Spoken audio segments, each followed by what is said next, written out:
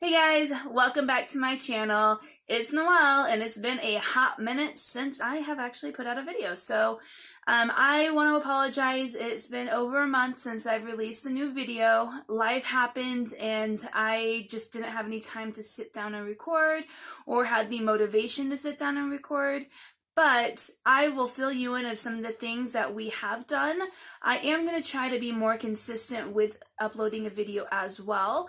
So first things first, this video may be a TMI video. So if you get squeamish or just don't want to know anything TMI, maybe come back to another channel later on or another video later on. So let's talk about my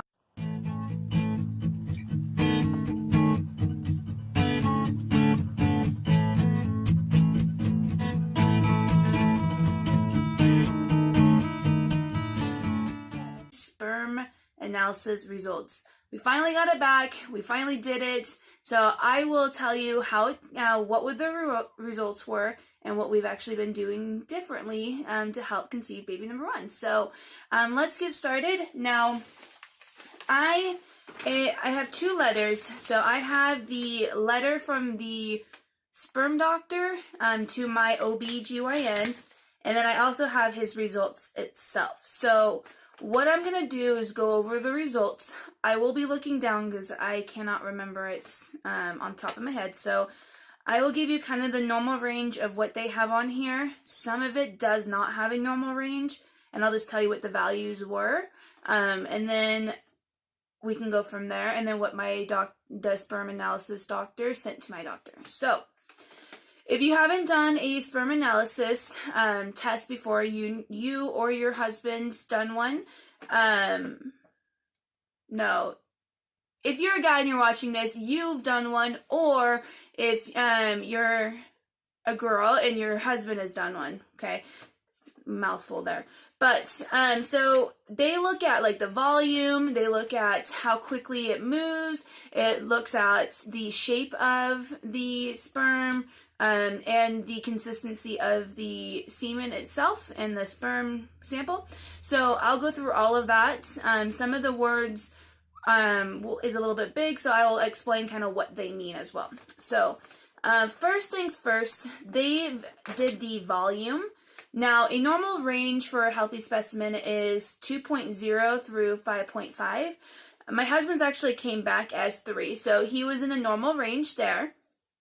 The concentration, and I believe that is the total count of sperm. Leave a comment down below if it's different, but it says concentration. So a normal range is above 20 million per milliliter, and my husband had 62 million per milliliter, which was actually really surprising. So when we first thought about, hey, let's go get you tested, we thought he was actually going to come back super low sperm count. So it actually surprised not just me, but my husband as well. But really good news to hear about that. Motile or motile, how they swim if they're reaching to the egg. A normal range, they want it to be 50% or higher, and my husband had 51%, so he is considered normal, and his motile or motile is normal as well. So, concentration motile, there is not a normal range on here, but my husband came back as 31.62 million per milliliter. I googled it before I did sat down and videotaped, and it said a normal specimen is 32 million per milliliter, so they considered him normal. And then total number of motile is, there's no normal range as well, but he came back as 94.9 million per milliliter. A progression, so how they're progressing towards the egg, it said it needs to be 2.0 or above, and my husband had 2.5, so he was considered normal. pH balance, so the pH of the sample, normal is 7.0 and above. My husband came back as 8, so he was considered normal. Then he abstained from abstinence 4 days. Then morphology. So morphology is the shape of the sperm itself. Now, there's not a normal range on here, But it states on Google that most men, if you do the WHO test, the WHO test, through the sample, it is 4% through, I think it was 14% was normal for having normal morphology or normal shape sperm. Now, my husband came back as 17%. And now you'll know when I read the other letter why me and my husband are actually concerned or confused by it. But we're going to move on, and then we'll talk about that after or a little bit later. So the next thing we looked at is the viscosity. So that is like this sperm trying to swim to the egg and the semen consistency. So is it like honey, or is it easy to flow through easily?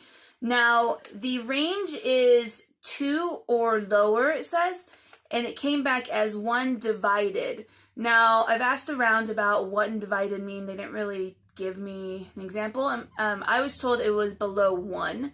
So I will continue to do some research, and same thing with the letter that I'll read next. It will have kind of make a little bit more sense or make you a little bit more confused as well. And then the next thing is round cells and debris. That's so the round cells, once normal range is 1 through 8 cells per HPF. My husband came back as 2.4, so he was normal. Debris was 1 divide, and it says 1 through 2 HPF, but he came back normal. And then clumping, so range was 0 through 1, and my husband came back as, looks like 1 divided. It looks like a little bit of typo. So it says his clumping is below normal. So I'm going to read this next letter, and it's going to make a little bit more sense of why there's some confusion there. And then we'll kind of go in like what we've been doing and what the doctor actually told me over the phone. So what the doctor says: Dear Dr. So-and-so, the above mentioned patient submitted a semen analysis to our lab on blank, encloses a copy that the semen analysis. The patient's semen analysis demonstrated normal ejaculate volume with normal parameters of sperm density, motility, and forward progression. A severe deficit in sperm morphology, as well as hyperviscosity and clumping of the sample were seen. The findings of the deficit in multiple parameters of the semen analysis are worrisome for male factor infertility. Further evaluation of this patient may be helpful if clinically indicated. Please ask questions if needed. So, based off of what the letter says, it says my husband has, his semen is not easy to move forward, as well as the shape of his sperm is abnormal. The things that we are confused about, when we Google the normal range and we look at the results that he has, his is 17%. So I would think that would be normal or above normal. I'm going to have to do some more research. I'll probably call that doctor as well to see like what they, see if I can get some more information about it. But the clumping and stuff like that, I can understand. That is just, it's not easy to move forward. So those were our results. They're actually surprising. We didn't think we were going to have any issues with the morphology or the semen sample, swimming through, the clumping or the viscosity. We actually thought we were going to have low sperm counts and low motility, but turns out he was normal or above normal in that. So, did a lot of research of what we should be doing to help him, and it says vitamin C is supposed to be super good for any person with either low sperm count, low motility, or low morphology, and same with the viscosity if it's abnormal. So they recommended 1,000 milligrams a day to help with that for about 60 days is when you'll start seeing a difference. So I went and I got my husband the emergency kinds, the gummies, because he has a hard time taking pills. And so I got him the emergency kinds that has 750 milligrams for 3 gummies. And so he's actually going to take 4 to equal the thousands. He has started that last 2 days ago. So last 2 days.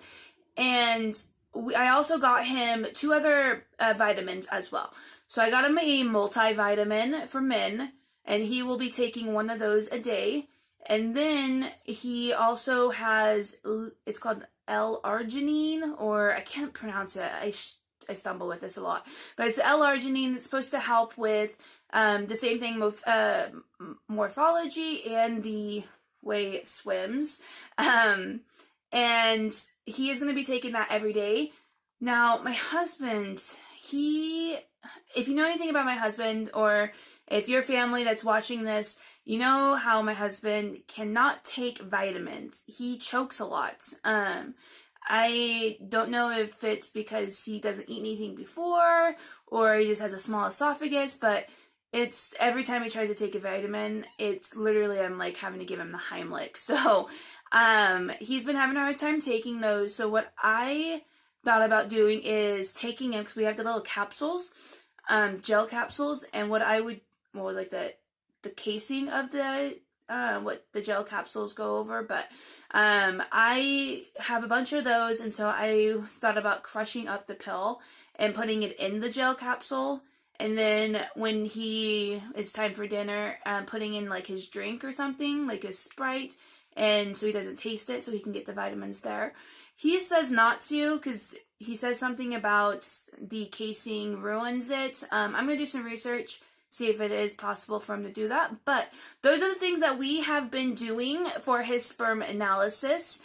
And hopefully in 60 days we'll see some changes, and hopefully we'll get pregnant.